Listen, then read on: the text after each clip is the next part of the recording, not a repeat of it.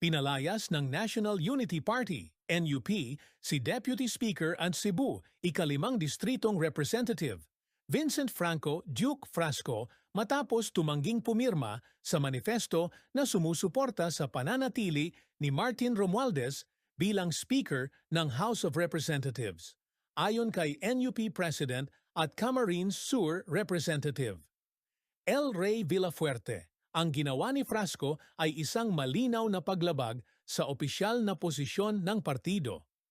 Ani Villafuerte, dapat ay idinaan muna ni Frasco ang kanyang saloobin sa loob ng partido at hindi ipinakita sa publiko ang pagsuway.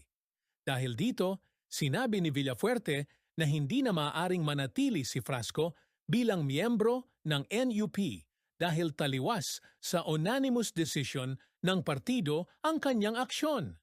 Hindi pa nagbibigay ng pahayag si Frasco ukol sa desisyong ito.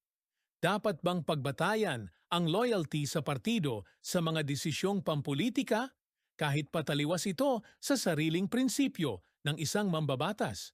Bakit o bakit hindi? Salamat sa panonood. Huwag kalimutang i-like, i-share at mag-follow.